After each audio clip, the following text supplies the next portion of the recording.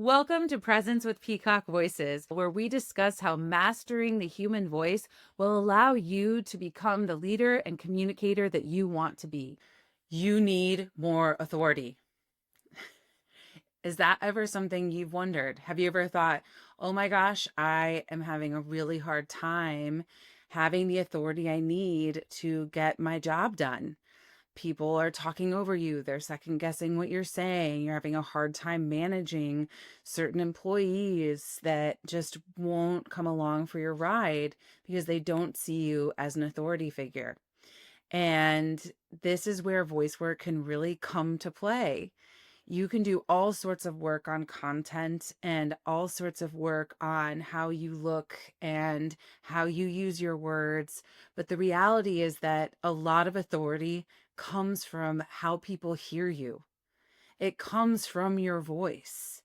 I think we've all experienced sitting in a classroom and there's one teacher that just has everybody on the hook, and everyone does all of their homework for that person. Everybody works really hard and they just really care about what that professor thinks and says and does. And they want to make sure that they do their best work for that person. What is it about them that makes you see them as the authority figure, as the person that you want to perform well for? And how do you integrate that into your work life so that you can achieve everything you want to achieve? The way you speak to people tells them whether or not they should listen. The way you speak to people tells them whether or not they should listen. The way you speak to people tells them whether or not they should listen. The way you speak to people tells them whether or not they should listen. As you can see, how I'm speaking to you is changing whether or not you're wanting to listen. It's changing whether or not you're seeing me as somebody who's worthy of paying attention to, right?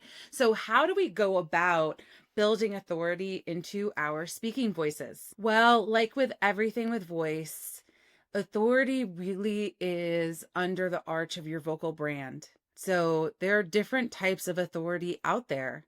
There is a very powerful and strong and dominant authority. There's also authority from the perspective of being more reflective, of being thoughtful, maybe more professorial. There is authority that's still really friendly and engaging. There is quiet authority. There's loud authority. So this all kind of comes under the umbrella of how you want to be seen from a vocal brand perspective. That said, there are certain characteristics that we know really do lead towards a more authoritative speech pattern. The first one, and a really famous one, is obviously going to be pitch. Research tells us time and time again that lower pitch frequencies are seen as having more authority and are seen as stronger leaders than higher pitch frequencies. That said, you want to make sure you're only using pitch frequencies that sound natural in your body. So if I artificially lower my voice down here, yeah, this is a lower pitch frequency. It feels so silly. It sounds so silly to this, but actually this is not authoritative at all.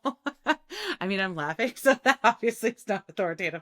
But even if I were to do this seriously, it still just does not read the way we want it to, right? So there are other ways to establish that perception of a lower pitch frequency. And my response to that is to play with resonance. So this pitch frequency and this pitch frequency are exactly the same. But if I speak here and if I speak here, they have very different perceptions of how low or how high it is. And that has to do with resonance. And so the first thing that you want to think about when you're trying to cultivate a more authoritative speech pattern is either how you're playing with resonance and or how you're playing with pitch. So for me, I never lower my pitch because it sounds ridiculous in my body. But I do play with my resonance. So if I'm really needing to have more authority in a situation, you will hear me utilize a richer resonance. The second thing we talk about with authority is volume. And volume is not all the same, right? You can speak loud at people and you can speak loud bringing people into your sound. In February of this year, 2025, we did talk about volume and projection and how to create sounds that have a strong presence and are loud but aren't talking at people. That is always my recommendation because we're looking to create collaborative environments. But if you want a speech pattern that is more direct and a little bit more talking at people, you can always utilize volume that way. But in general, being heard is a very important component of having an authoritative speech pattern. And so having volume is an important component to that. A third vocal characteristic that you could play with when trying to build a more authoritative speech pattern would be your cadence. How long or short your sentences are, how you use inflection, all of that builds into this space of authority. So if I am looking to have really severe authority, if I am looking to command your attention, you can hear how short my cadence is. You can hear how pronounced my inflection and volume are to showcase the importance of certain words.